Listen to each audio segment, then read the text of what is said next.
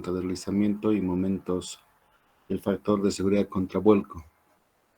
¿Cómo les fue Ariel, Ronald, Dayana, Giselle, Dayana?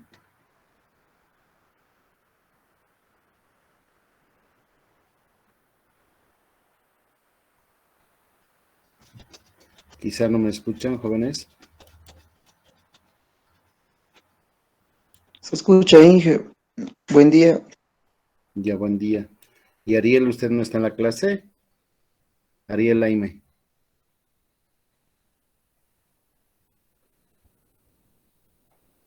Creo que Ariel no está en la clase. ¿Usted, Ronald? Estoy aquí, Inge. Buen día. ¿Cómo está? Buen día. ¿Cómo le fue con el ejercicio?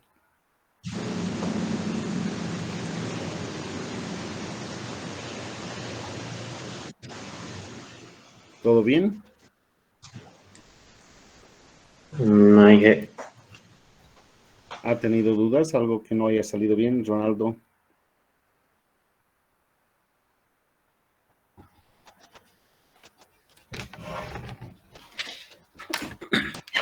No, todo bien, Inge.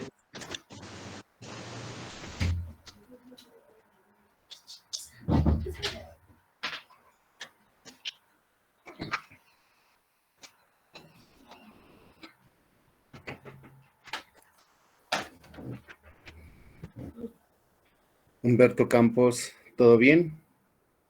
¿Nada que les cause sobresalto? Humberto.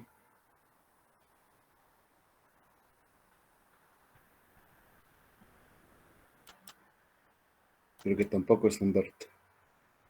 Hugo Ariel. Sí, ingeniero.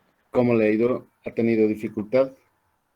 Sí, un poco al inicio, pero estuve tomando en cuenta algunas cosas, estuve viendo las repeticiones y todo, y sí pude hacerlo.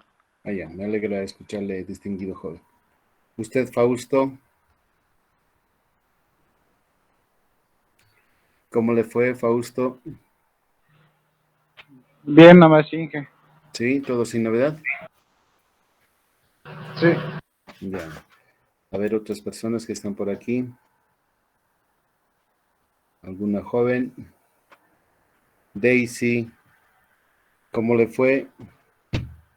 ¿Ha habido algo que quizás no haya podido abordar, algo que le haya dejado duda o le haya dejado intranquilidad? No, sí, todo bien. Oh, ya, me alegra súper escucharla. Ah, la señorita Marisol me dice tenía que explicarnos de dónde obtenía la ecuación del peso. ¿De qué era? Si usted me ayuda un poquito más, Marisol, lo voy a hacer con mucho gusto. Voy a cargar mientras tanto la pizarrita. A ver, estoy mirando.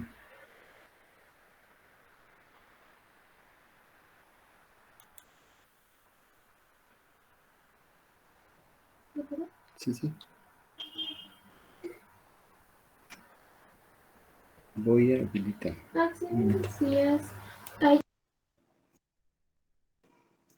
Inge, era sobre el peso de la presa. Hizo un ejercicio. Ya, enseguida.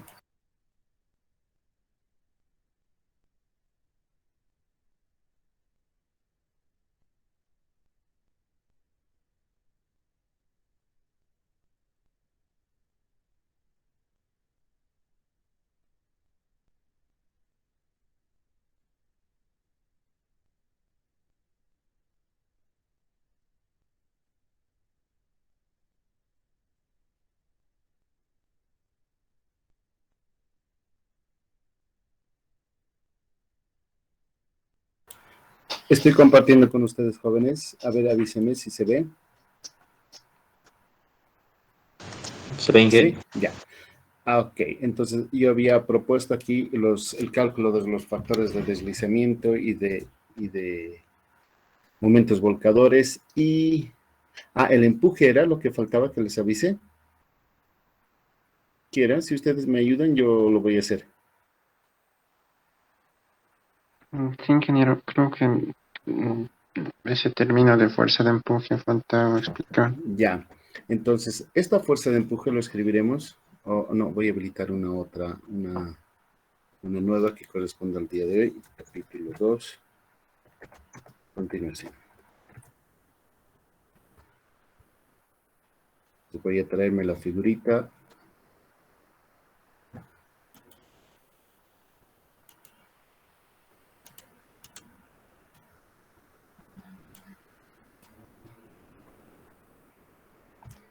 Y vamos para hoy.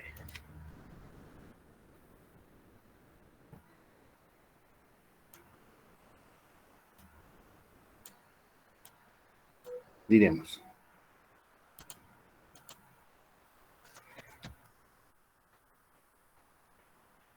A ver, un ratito. La fuerza de empuje que tiene dirección vertical hacia arriba depende de varias cosas. Uno, si el suelo, la fundación de la presa está apoyada en roca intacta, quiere decir no hay fisuras,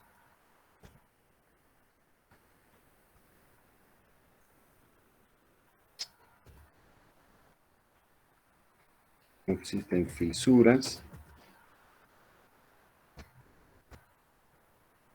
y no existe agua dentro de la roca, entonces E será 0. ¿Ya? Es decir, la presa se ha construido sobre una roca dura que no exhibe fisuras. Entonces, esta fuerza es 0. Lo contrario.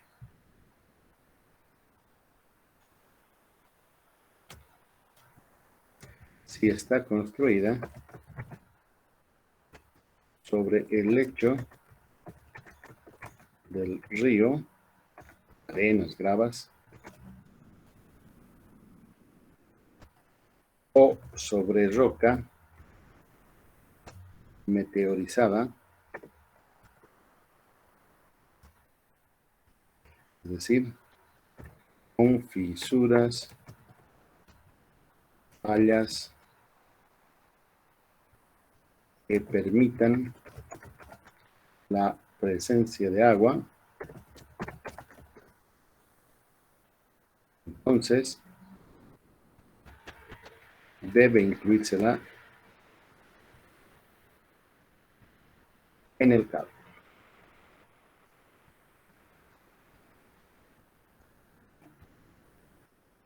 Entonces, no en todos los casos esta fuerza de empuje va a estar presente.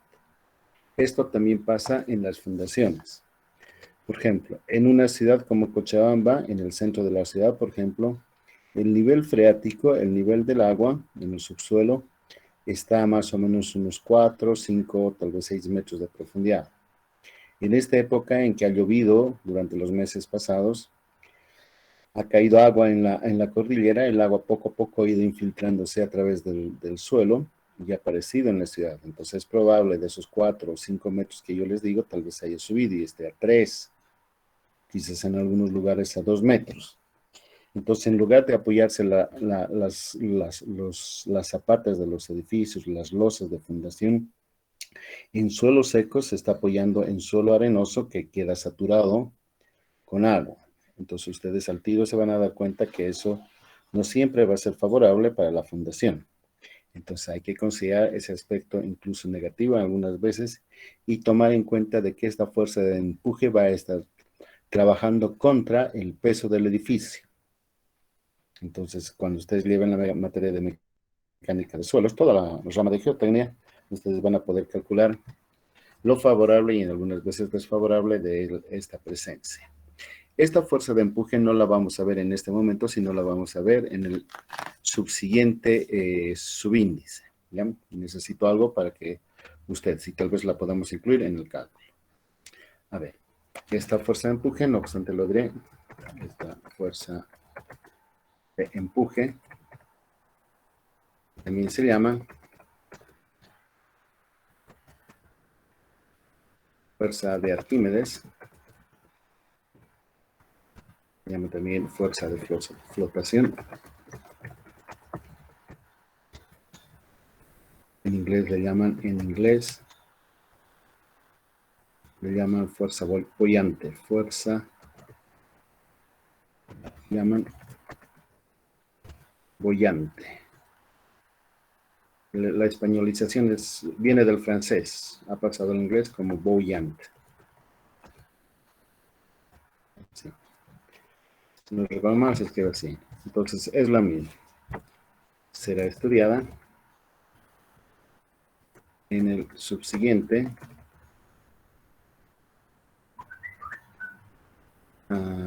acápite.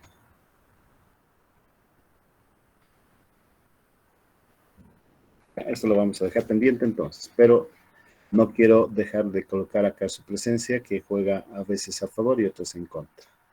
Miren, la azul está haciendo que el peso de la presa sea más ligero. Miren, suma W sub 1 más W sub 2, ese es el peso entero de la presa, menos la fuerza de empuje. Entonces está descargando el peso de la presa. Ya, ¿qué más? ¿Qué más me comentan ustedes, jóvenes? Esto es estabilidad contra deslizamiento, la fuerza de fricción, contravuelco. Lo escribiré un ratito.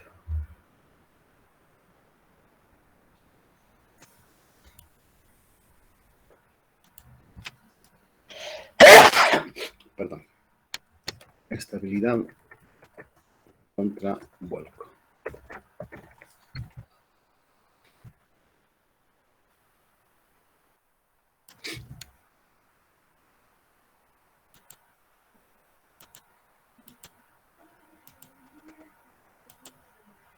Estabilidad contra vuelco. Estoy sin mi tablet, jóvenes, así que van a disculpar los garabatos que me van a salir. Entonces, este factor de seguridad contra vuelco se define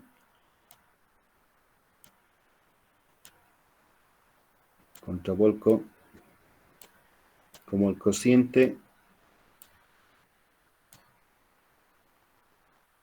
les decía, de todas las fuerzas que resisten el vuelco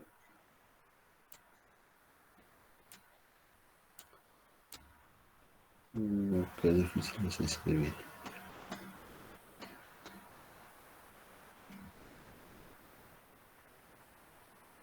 Todos los momentos que resisten el vuelco contra la suma de aquellas que provocan ese vuelco.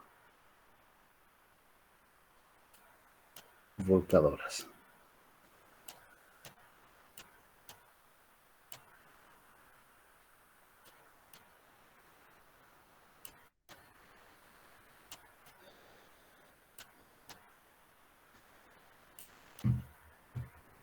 Y ya está. Y en todo caso, por supuesto, se habrá de esperar que esto sea mayor que la unidad.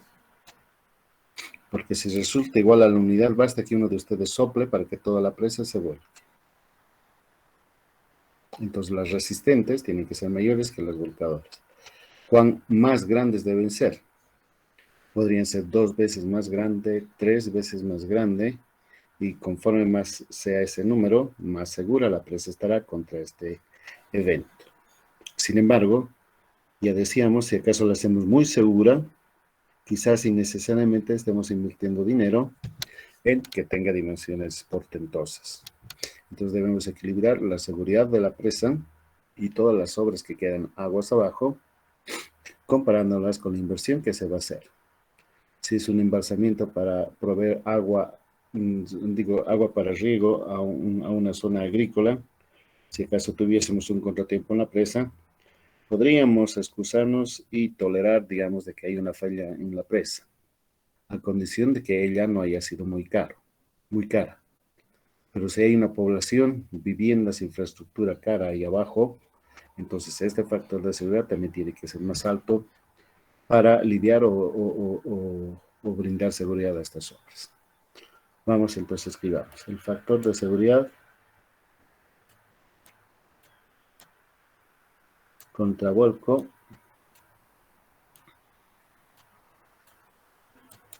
utilizaremos una. A ver, ¿quiénes participan? Voy a volver un ratito, jóvenes, a la clase de IRA.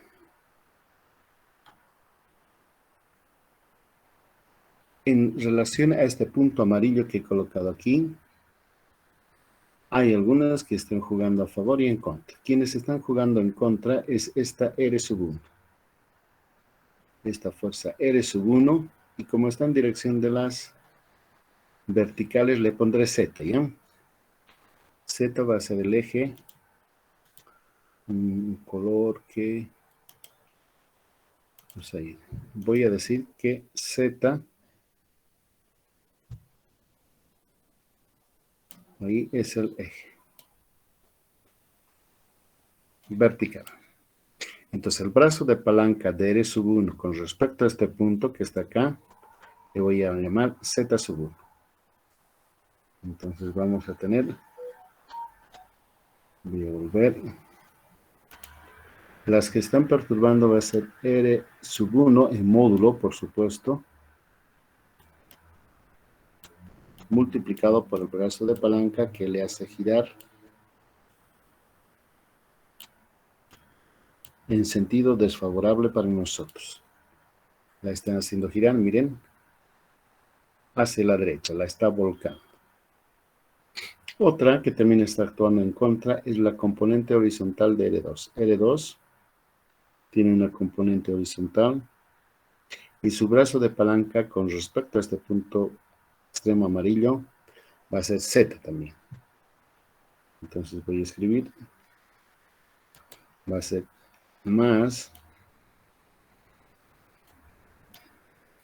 el módulo de la fuerza R2, pero en su componente horizontal,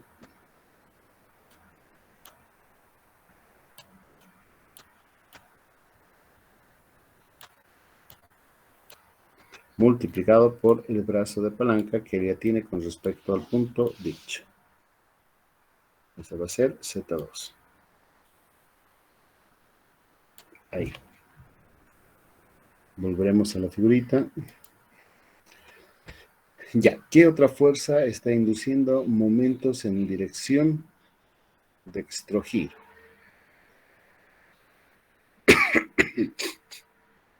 No se me ocurre nada. Ahora, ¿quiénes van en contra de ese vuelco? Es la W sub 1. Esta W sub 1 que estoy marcando acá, permítanme, voy a ponerle un bonito. Esta fuerza W sub 1 está actuando a favor nuestro. Y va a tener un brazo de palanca con respecto a este punto. Aquí se hemos usado a U, R que sea. Entonces, W sub 1, vamos a escribir.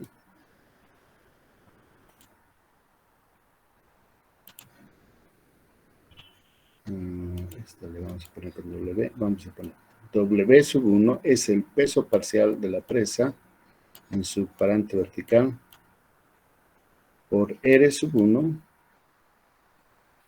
Más vale que vaya poniendo eso porque se me van a olvidar. R vamos a decir que va ahí.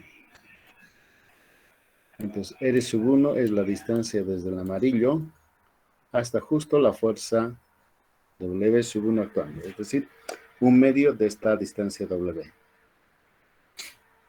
La otra que aparece es W sub 2. Entonces, le añadimos W sub 2 multiplicado por R sub 2.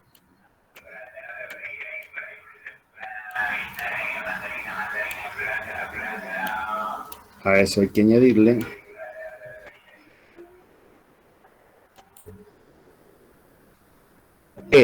R sub 2 en su componente vertical. Este que aquí aparece. Y va a estar a una distancia R sub 3, le llamaremos. ¿Ya?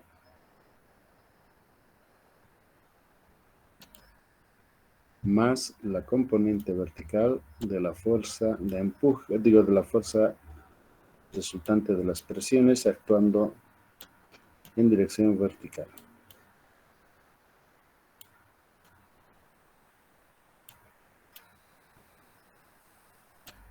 Vertical. Por su brazo de palanca, que le estoy llamando porque así se me ocurre, R3.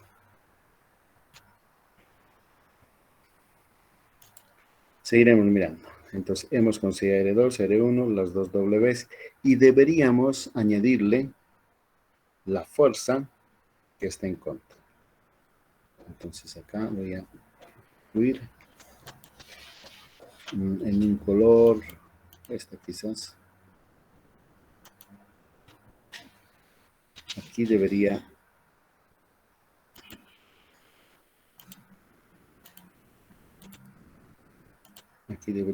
incluir E, la fuerza E.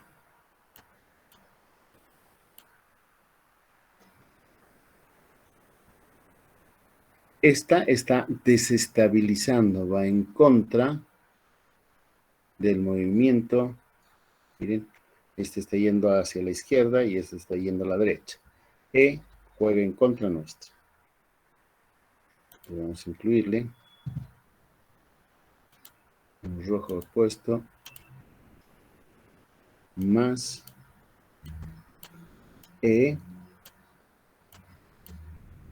por el brazo de palanca que ella tiene con respecto al sistema de referencia que hemos adoptado. De 4. Las más de las veces se puede considerar que está actuando a la mitad, pero hay ocasiones en que eso podemos decirlo. Entonces, reemplazamos los resultados alcanzados y vemos cuánto este factor de seguridad sale. Si sale 1 o 1.2, 1.3 y no es satisfactorio, escribe para que no se pierda.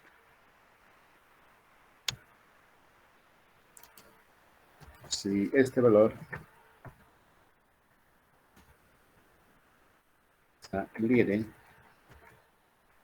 menor al FCV deseado, coma, debe incrementarse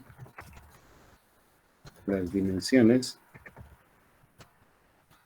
de la presa a fin de ganar peso. Y con ello favorecer el incremento de los momentos volcadores. No son los estabilizadores. Paréntesis el numerador. Podremos estudiar también de alguna manera que esta E que aquí aparece, hacerla más chiquitita. Quizá disminuir el valor de E. Entonces lo podríamos hacer. Si es que acaso nosotros a la fundación de la presa le colocamos drenaje y hacemos que se evacúe rápidamente la presencia de agua. Entonces vamos a calcular posteriormente que podemos modificar el prisma de presiones de esta fuerza de empuje y disminuimos. Entonces si disminuimos E, va a subir el factor de seguridad contra vuelco. También podríamos darle formas. También podría buscar acrecentar los brazos de palanca de las fuerzas estabilizadoras.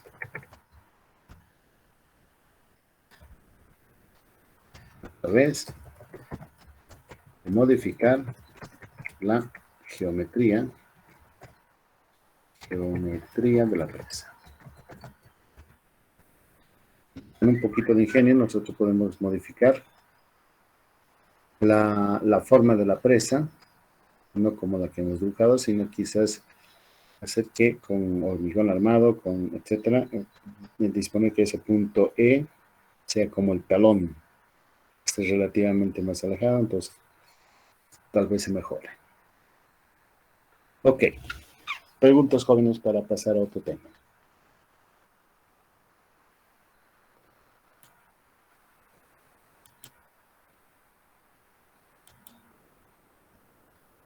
Aldo Delgadillo, preguntas. No se queden con dudas, jóvenes. Si tienen algo, pregúntenme. Y si puedo responder, va a estar muy bien. Aelia. Disculpe, ingeniero. ¿Y el Sí, adelante. coeficiente que multiplica a las fuerzas que se oponen al volcar, ese coeficiente es dato o es algo Sí. que se determina? Este coeficiente se refiere a este mundo, ¿ve? Que estoy colocando. Sí, ingeniero. A ver, permítanme un ratito. Vamos a ponerle en un color que se destaque. No, este es canela, lavanda, ¿ver? Este coeficiente mu, ¿dónde está? La fuerza brillante. Vamos a escribir aquí, le voy a añadir, me van a disculpar.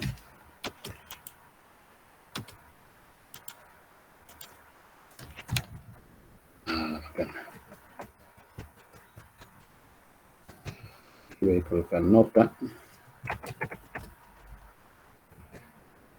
El coeficiente mu, alguien más, marca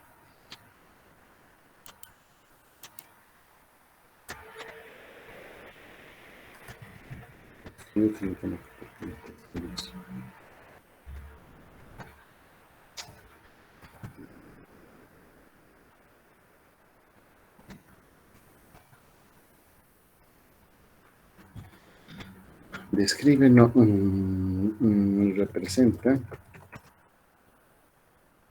la fricción entre la base de la presa y el lecho del río, que puede ser arenoso o rocoso. Este valor se considera como conocido y se lo obtiene de tablas. Más o menos vale 0.3. Enseguida vamos a de internet. Ahorita voy a sacar uno para veamos. Vamos a colocar.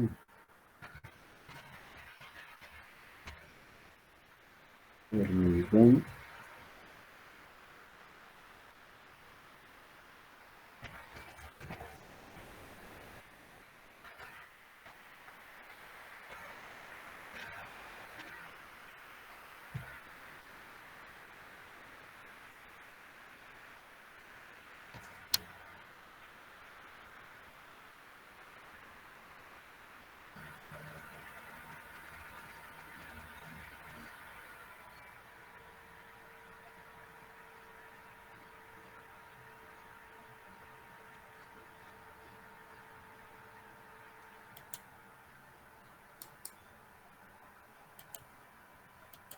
Por ejemplo, acá en internet he encontrado, insertamos una tablita.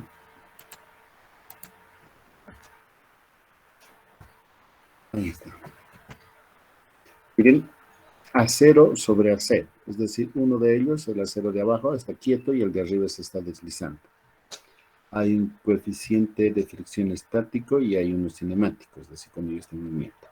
Cuando las dos superficies de acero están paradas, están estacionadas, quietas, entonces el coeficiente de fricción vale 74%. Pero cuando ya ha comenzado el movimiento, esa fricción disminuye y llega a ser la mitad del peso que está actuando contra ellas.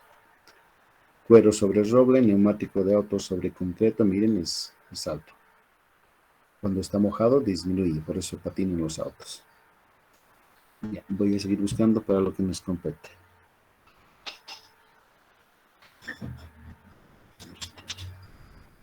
Madera sobre madera, latón sobre, etc. Hielo sobre hielo es 10% hasta 0.3. Teflón, vidrio sobre vidrio, madera sobre cuero.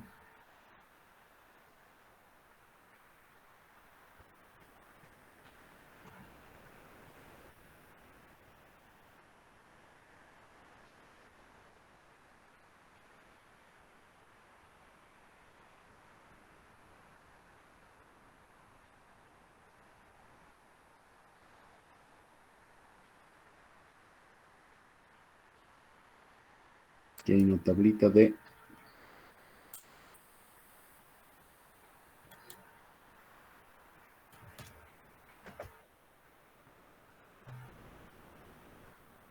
un caso que está más cerca a nosotros.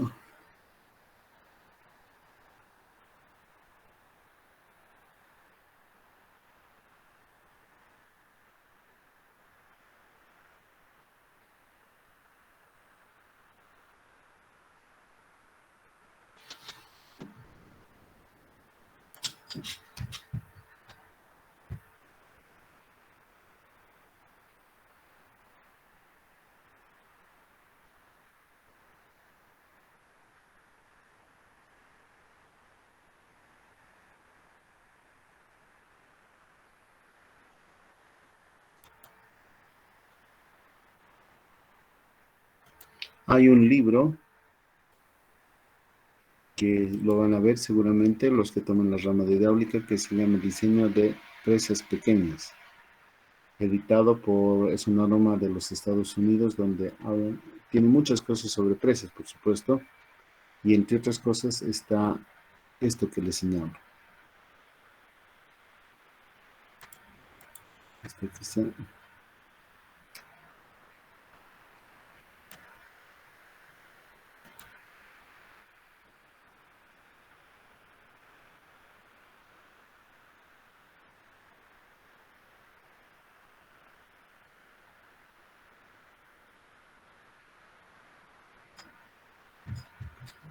Aquí hay uno que está...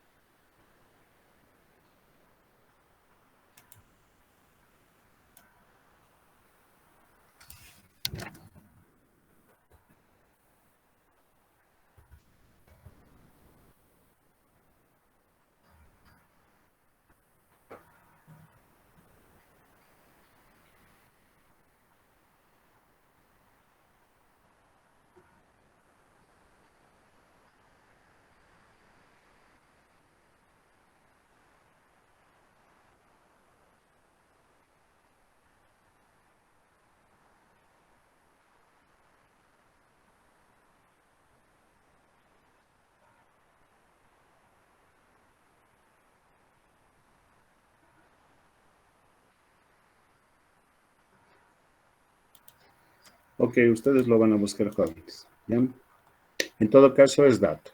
No hay que hacer experimentos para tener ese valor. Más preguntas, por favor.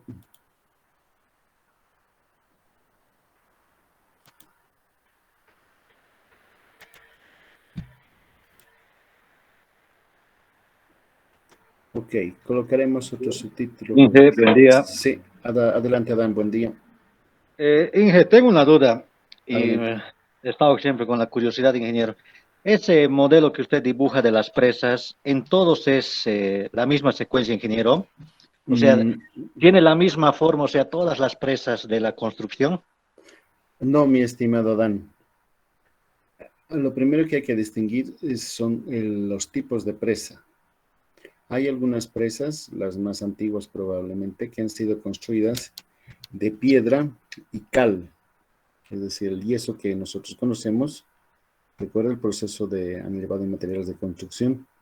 La cal con agua la hidratan y llegan a formar esa amalgama entre dos piedras. Y han levantado. Lo bueno de la cal es que endurece y endurece fuertemente, entonces se constituyen en buenas paredes para retener el agua. Pero cuando la altura de agua es considerable, imagínense unos 6, 7, 8, 10 metros, pues la presión hidrostática puede ser muy significativa y pueden abrirse fisuras en la estructura, entonces le tienen que dar mayor volumen a la presa. Si son presas un poco más altas, digamos hasta 30, 40 metros, creo que es uno de los de una altura considerable, se suelen construir suelen construirse de tierra. A ver, voy a dibujar un ratito, me van a disculpar lo torpe de los dibujos. Si son de esas presas antiguas, bien podrían ser paredes quizás así. En cambio, si construimos de tierra, porque ella no tiene gran resistencia, las construimos más o menos así. A diferencia de una presa de cal y canto, estas presas de tierra suelen ser estratificadas, es decir, le colocan, por ejemplo, un núcleo impermeable de arcilla acá en el centro. Una capa de arcilla que no permite que el agua que está a un lado atraviese. Por ejemplo, aquí está el agua. Y aunque no queramos irse una presa de tierra, ella atravesaría el agua y aparecería por este lado, correría. Y hay un fenómeno que cuando el agua tiene cierta velocidad y está viajando en el subsuelo, en una presa de tierra, por ejemplo, la corriente de agua comienza a arrastrar los finos, dicen, las partículas menuditas de arena, limo y arcilla, y poco a poco van haciendo un huequito más largo, un pequeño túnel por su trayecto. Y ese túnel va engrosándose conforme la velocidad también aumenta. Y lo que es un flujo lento entre los poros del suelo pasa cada vez conforme va abriéndose camino, va acelerándose cada vez más. Y si acelera, tiene mayor velocidad, tiene más poder y va agrandando el hueco. Eso se llama, y van a estudiar ustedes, tubificación. Entonces, de pronto, muchas líneas de corriente, como las describo, comienzan a trabajar de esa manera y conducen a que la presa, en el lado de aguas abajo, todo esto se derrumbe. Y al perder todo este pedazo, por supuesto que la presa va progresivamente ir viniéndose abajo y se desmorona. Entonces no es aconsejable que ocurra lo que les he dicho. Por ello es que se implementa un núcleo de arcilla u otro material para frenar su avance.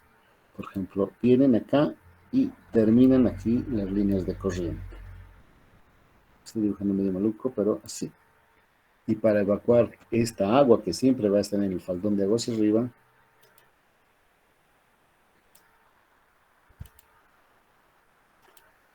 se suele colocar un filtro, es decir, grava, bien gravada, apropiadamente, así que corra en la fundación y aparezca por ahí. Como este es un material grueso, fácilmente las partículas de agua van a aquí acumularse y van a viajar a través de este filtro y van a aparecer aquí abajo y el río va a continuar su trayecto. Pero esta vez va a ser inofensivo porque estos filtros, estos drenes, se los proyecta, se los diseña adecuadamente para conducir el exceso de agua que se presentase en este lado. Entonces, estas presas tienen lados, más o menos así como dibujado, que si acaso en vertical es 1, en horizontal puede ser 2, hasta tal vez 3.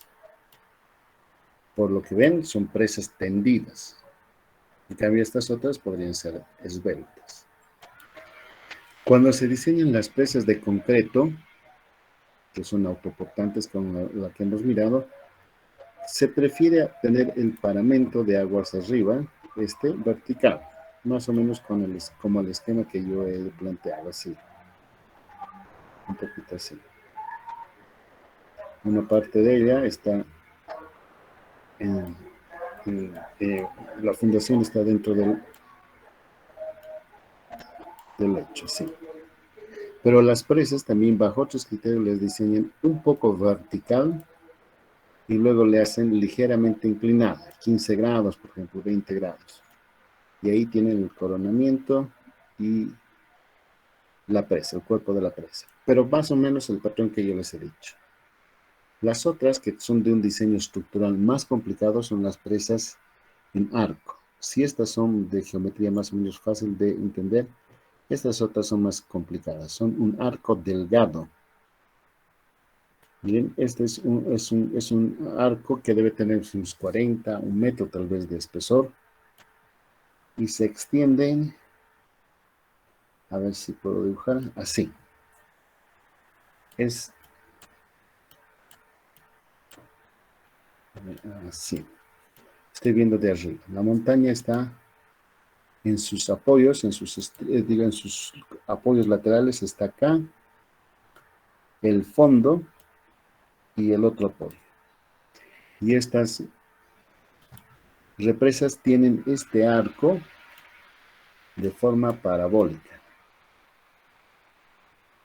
Responden a una parábola.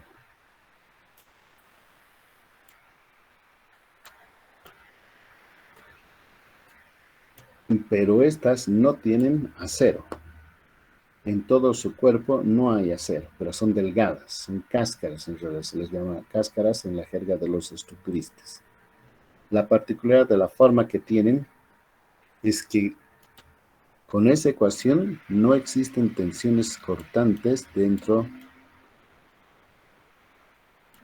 de la masa de concreto. Solamente aparecen, ese es el diseño, solamente aparecen esfuerzos de compresión. Entonces, como el concreto es muy bueno para soportar compresión, entonces hacen, por el diseño de la forma, que solamente aparezcan aquí esfuerzos de compresión.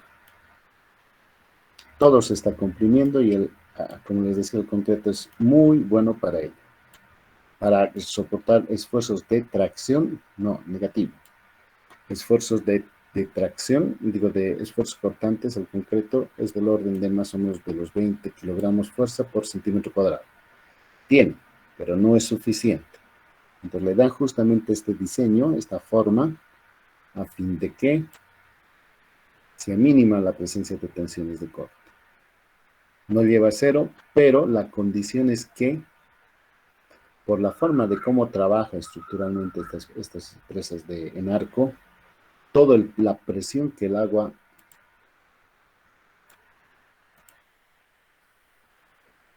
miren, nosotros estamos calculando la fuerza resultante ahí. Toda esta fuerza resultante la transforma la configuración que tiene la presa y la lleva a los apoyos. Y estos apoyos, a final de cuentas, tienen que ser suficientes, la roca, para aguantar estas grandes fuerzas. Entonces, las presas en arcos no son pensables, por ejemplo, en lugares donde la roca es débil. Porque si bien la presa puede aguantar, pero la que va a fallar es el apoyo. Entonces, en sitios donde angostos de gargantas, aquí en la zona cordillerana tenemos bonitos angostos, y donde la roca está más o menos intacta, es buena opción para una presa en arco. Sin embargo, la tecnología que tenemos en Bolivia, creo que no hay más que una o dos presas en arco, está en desarrollo. Necesitamos también buena tecnología para disponer los encofrados de manera que se respeten las formas en los planos. Donde sí tenemos más experiencia, mucha más, son en las presas de tierra, Nisicún es una de ellas, 120 metros de altura, y las presas de concreto. estas presas de concreto no llevan acero, solamente son cemento, arena, grava y ya saben, agua, etc. Eso es, jóvenes. Entonces, para cada diseño y para cada altura de presa, procurando aprovechar lo más posible de lo que la cuenca con las lluvias puede brindarnos, le damos esas formas, a fin de aguantar los esfuerzos que ellas tienen que soportar. ¿Les respondí, joven, satisfactoriamente? Tal vez no lo hice. Sí, sí, Inge. ¿Sí? Y esa era la duda, pues, ingeniero, entonces, ¿por qué no se le puede diseñar en un ángulo de 45 grados para evitar la fuerza de Correcto. empuje para el volqueo? Sí. Y por eso les decía, a veces conviene, no es que a veces conviene, siempre es conveniente explorar varias formas y ver cuál de ellas resultare mejor para las condiciones particulares de la altura de agua que podemos aprovechar, el tipo de fundación que tenemos en el suelo, en el fondo, y también los apoyos laterales, donde va a estar la presa amarrada. Entonces, si son buenos, tenemos que aprovechar que sea una presa de pared delgadita, 1 metro, 2 metros, 3 metros quizás, donde se coloque poco material, pero que sea capaz suficientemente fuerte para soportar las presiones y transmitirla a los apoyos. Pero si no va a ser ese el caso, entonces tiene que ser una presa de tierra. Recuerden que no solamente las fuerzas que nosotros estamos mirando van a estar presentes a lo largo de la vida de la presa. Las fuerzas que hemos puesto aquí son las básicas. Cuando ocurre un sismo, por ejemplo, jóvenes, una presa va a ser capaz de soportar esas acciones de forma diferente. Si es una presa de tierra, quizás ella se reacomode ante un evento sísmico fuerte. Pero si acaso es una presa en arco donde todo es rígido, quizás ella sufra más que una presa flexible como esa de tierra. Entonces son cosas que también hay que considerar. Pero este no es el momento. Este es hidráulica 1, donde estamos comenzando a presentar los fundamentos, y aquellos que de ustedes se inclinen por la rama de hidráulica van a estudiar con más detenimiento todos los casos en la materia de 10º semestre. Ok, más preguntas, jóvenes.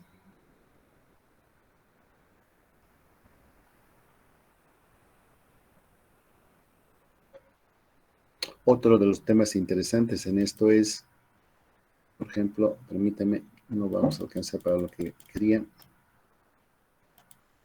¿Dónde, por ejemplo, voy a dibujar un cajoncito?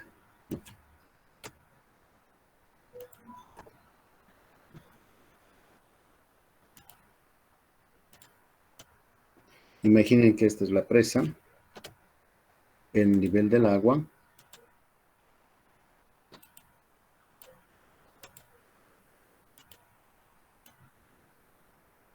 Nosotros pensamos que esa presa tiene el propósito de almacenar agua cuando hay mucha agua, la época de lluvias, y toda esa agua almacenada tenemos que aprovecharla en la época de estiaje, cuando deja de llover y las cementeras, los cultivos están sedientos y debemos proveerlas. Una buena pregunta es, ¿dónde colocamos las tuberías que tienen que captar el agua y llevar a determinados sitios? Hay presas, muchas de las presas que se construyen, que tienen no uno, sino muchos propósitos. Pueden haber unas tuberías para agua potable, otras tuberías para riego, y quizás la combinación de ambas para generar energía eléctrica y repetir a las dos también. Una buena pregunta es, ¿y a qué nivel estas tuberías deberíamos localizarlas? Es evidente y lógico decir, cuan más abajo estén, por supuesto que van a tener oportunidad de captar a la mayor cantidad de agua. Pero no es tan fácil como eso. Eso es cierto, el principio es cierto, pero a veces hay reglas de operación, se llaman derechos de agua, que las comunidades, por ejemplo, o el gobierno municipal, las EMS y demás, dan prioridad, por ejemplo, para que la tubería que tiene destino a agua potable vaya al fondo. La de río quizás no tanto, sino esté un poco más arriba. Y, por ejemplo, admitan, si tenemos un año malo en términos de lluvias, quizás aceptemos de que haya racionamiento. Y si hay racionamiento, podremos pensar que quizás como máximo podríamos tener 3 días a la semana y que no se brinde el servicio a la población. Si fuese, por ejemplo, para la agricultura, entonces tal vez se podría aguantar hasta tal vez 25, 28 días sin regar, en perspectivas de que los cultivos van a soportar ese estrés hídrico que se les va a inducir. Entonces, conforme eso, también se van situando estas tuberías y tienen sus compuertas. Aquí le vamos a poner un símbolo para operar. A ver cómo voy a hacer eso. Aquí, por ejemplo, así me poner un gusano, le llaman así, el tornillo sin fin y un volante aquí arriba que apertura y cierra el ingreso, por ejemplo, a cada una de estas tuberías. Y tiene que inclusive tener una tubería de mayor, es una ventana en realidad en la presa, que se hace para evacuar los lodos. No se olviden que esta era la cuenca de un río y el río acarreaba sedimentos, material, y que con el correr del tiempo, por supuesto, iba acumulándolos. Cuando se ha interpuesto este obstáculo, ese proceso en el río y la cuenca no se ha detenido, sino que sigue acarreándose sedimentos que se van a ir acumulando, quizás ahí, al siguiente año un poco más, al próximo año un año más, y de pronto al cabo de 8, 5, 10 años estará lleno de sedimento. Y para evitar eso, se coloca una tubería de mayor diámetro en el fondo, a fin de que cuando la presa esté llena, toda la carga de agua está aquí, de pronto se abra la compuerta que la cierra y toda esta corriente de agua, con la energía que tenga, sea capaz de remover los sedimentos que aquí se han acumulado. Y todos ellos pasen por el conducto grueso y sean evacuados. Y la presa recupera capacidad de almacenamiento para los próximos 5, 6, etcétera, años. Ese proceso le llaman flashing. Más en las tierras nuestras no siempre ha dado buen resultado. Porque el sedimento finito, piensen en el agua de la Angostura, tiene coloides inclusive, se deposita en el fondo y por la presión de agua se van solidificando, se vuelve en primer lugar una pasta gelatinosa, yo lo he visto. Cuando se vacía el agua de la presa, porque ya se ha agotado el recurso hídrico, comienza a secar, los rayos del sol la secan. Y poco a poco ese material comienza a endurecerse cada vez más y más. De hecho, podría pasar a ser pétreo. Entonces, cuando eso ocurre e intentamos lavar con agua, no es suficiente. Apenas un poquito en torno a la tubería de salida se puede evacuar. Entonces las personas ingeniosas han encontrado que si acaso con los mineros, que son expertos en el manejo de explosivos, se hacen perforaciones aquí, cuando está vacía la presa, por supuesto, y se le depositan cargas de dinamita estratégicamente, esos mineros saben cómo manejar, se hacen perforaciones, se coloca la carga de dinamita en varios lugares, se deflagra, se detona, y queda fragmentada todo este material. Entonces eso da oportunidad para que ya sea con ese flashing o mediante dragado o con maquinaria pesada se pueda remover este sedimento. Pero en algunos lugares, no en nuestros valles, ni tampoco en las alturas, sino tal vez en las zonas bajas, piensa en el Chaco, quizás en el Subandino, a veces este material tiene alta carga orgánica. Ahí mueren los peces.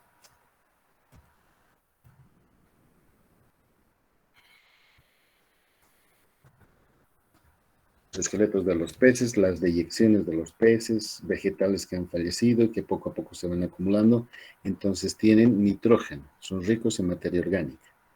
Y cuando eso se saca a la superficie pueden constituir un problema ambiental.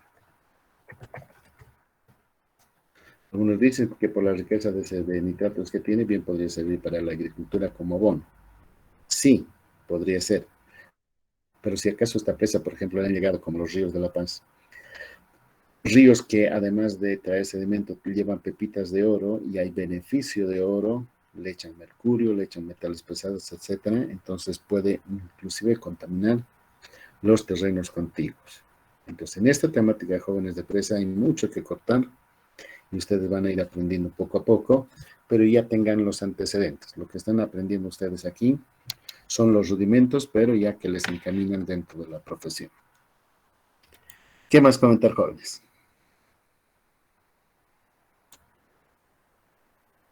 Darío, Gabriel.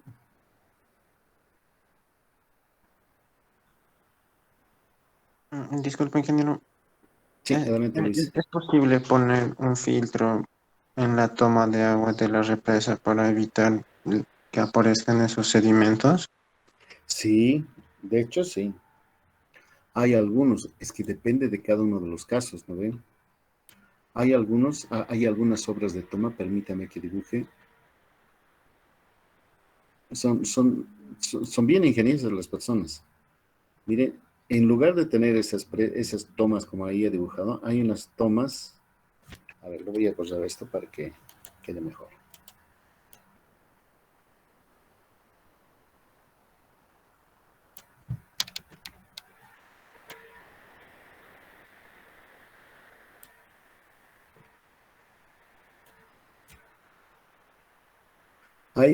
Hay personas que son ingeniosas. En lugar de que sea una tubería así como la roja o la otra, la hacen así. Y le ponen su válvula aquí abajo, todo. Pero acá la dejan abierta. Voy a ensancharla un poquito. Estoy exagerando, pero más o menos es así.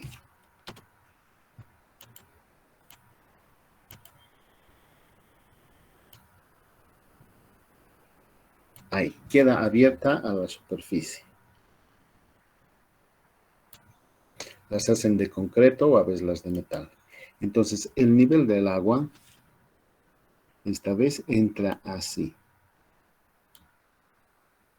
Y de este otro lado entra así.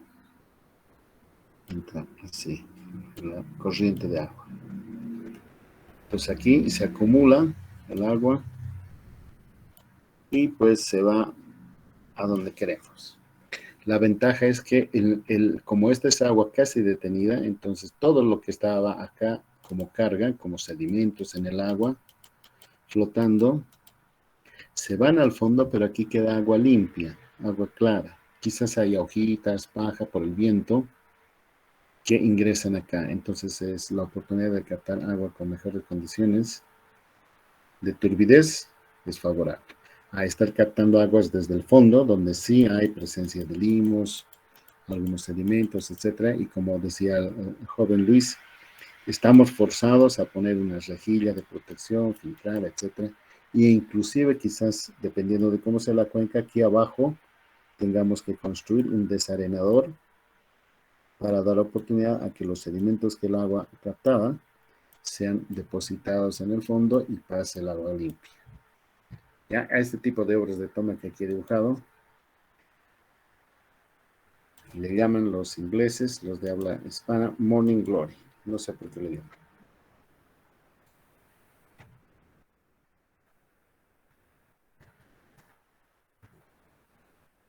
En español le solemos decir tipo corola, captación tipo corola. Como la corola de una flor, así. Así. ¿Qué más, jóvenes?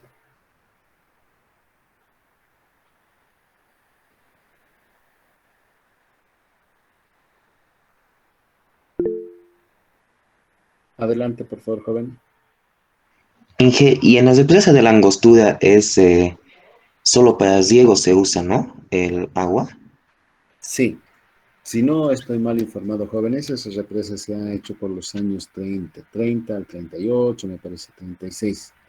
Era la época de la guerra del Chaco y como los prisioneros paraguayos estaban aquí en La Paz, en Cochabamba y demás, los tenían recluidos, significaba costos su alimentación y su estadía.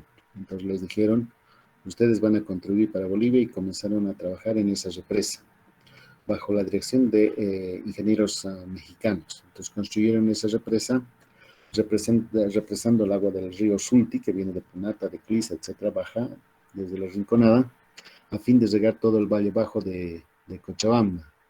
Es una represa que está operada por compuertas. No es muy alta, pero a través de sus compuertas ellos pueden alojar una muy buena cantidad de agua. Si no recuerdo mal cuánto tenía, 30.000 hectómetros cúbicos. 30, no, más es 80 hectómetros cúbicos, creo.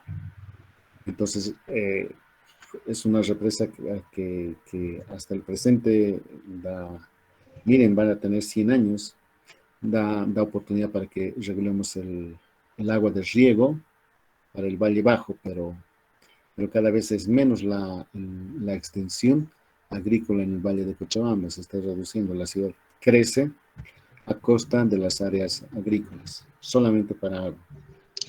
Solo se usa, solo se usa para riego, ¿no? De la Sí, para sí, Angostura. riego nomás es, porque los Inge, propietarios y son si los tiene ya, regantes. y si tiene ya casi 100 años la represa de la Angostura, no es necesario que lo hagan algún mantenimiento o algo, pues que en Estados Unidos había una represa igual que tenía 100 años, la Hoover, si no me equivoco, y creo que por Sí. los 70, la década de los 70 le hicieron mantenimiento, ¿no? Porque descubrieron, o sea, estas fallas creo que descubrieron. Algo Sí, así. es una presa, una de las presas grandes de Estados Unidos. Creo que la han hecho para esa temporada, para los 30, para los 1940, esa presa. Y en cambio la nuestra, hasta donde yo sé, no tiene fallas estructurales, es decir, fisuras ni sismos que la hayan dañado y que requiera una intervención fuerte. Pero sí a lo que tienen que hacerle mantenimiento periódico, seguramente cada año, o cada 2 años tal vez, es el equipo electromecánico que opera las compuertas. Porque eso sí debe estar chala para poder abrir, cerrar las compuertas en los momentos que se requieren. Entonces, a eso sí. No sé, querido Luis, de que hayan hecho intervenciones correctivas a la represa. Mm, Una represa se diseña más o menos para un periodo de vida útil de unos 100 años, pero se sí. espera que dure un poco más. Sí, ha habido presas en el Chaco, yo entiendo, esto es de la Ujú. información escuchada, no es que yo la tengo de primera mano, que apenas terminada de construir ya ha exhibido fisuras y que han preocupado, inclusive hasta han dado la alarma de que podría fallar.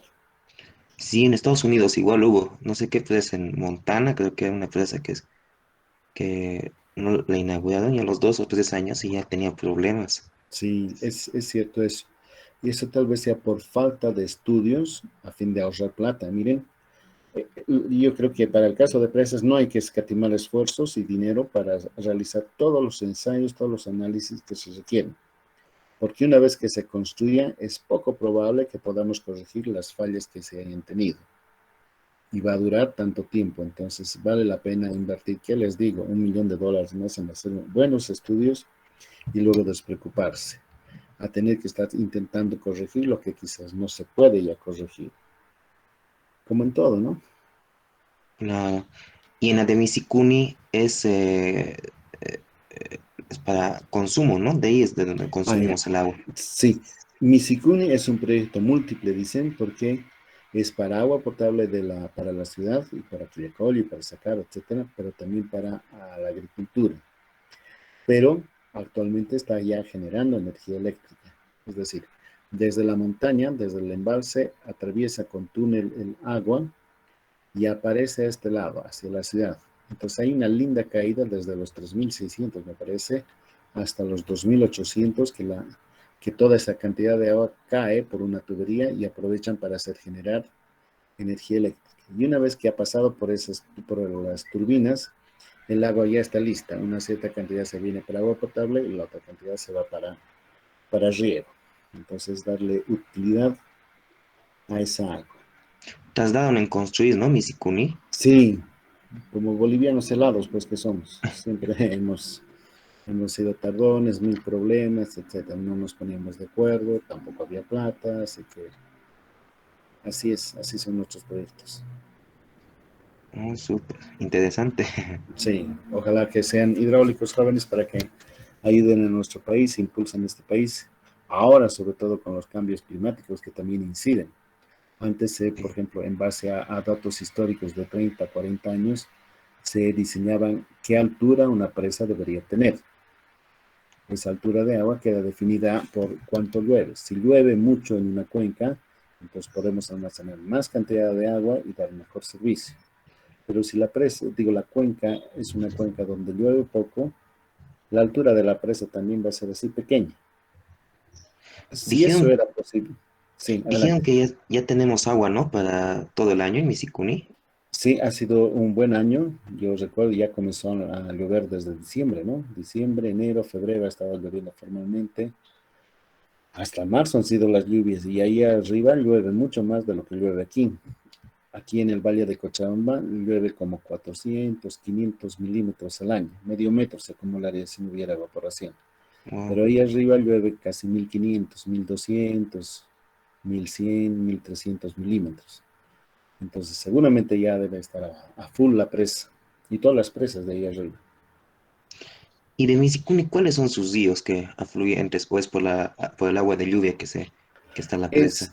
es una presa grande, si no recuerdo mal, yo hice mi tesis de maestría ahí. Es una presa que tiene como 350 kilómetros cuadrados Wow. y tiene subcuencas.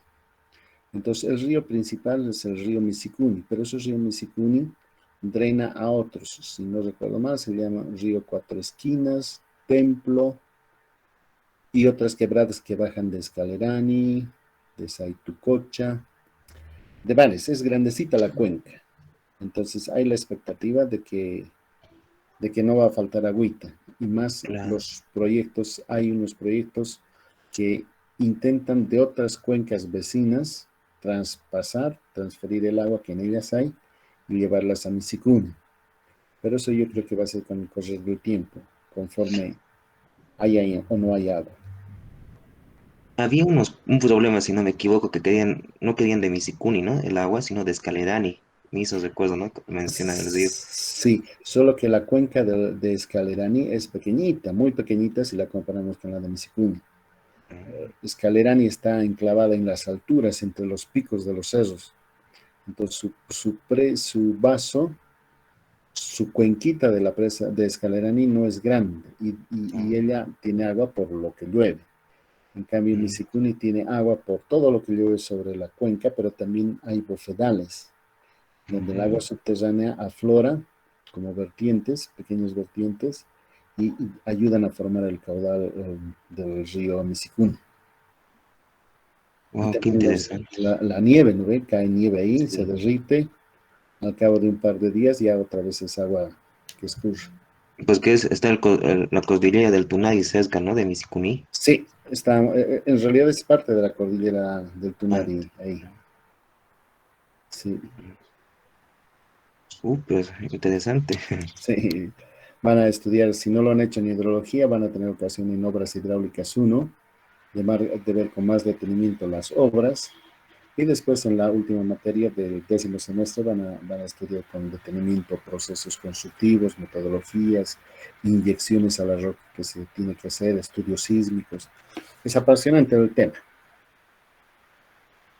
Me imagino que sí, la verdad. Bien Sí, interesante eso de las presas. sí.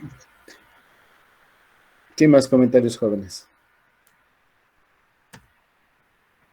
Entonces, jóvenes, ya no nos va a dar tiempo. Yo quería que comencemos el tema de calcular la fuerza, pero esta vez pensando en superficies curvas, ya no planos, sino más bien curvas. Pero lo dejaremos para la siguiente clase. Concluiremos hoy. ¿Comentarios finales, jóvenes? Listo, que la pase muy bien. Hasta el día lunes. El viernes no tenemos clase. Que les vaya muy bien. Hasta Hasta el luego. lunes, Inge. Hasta Hasta luego. luego.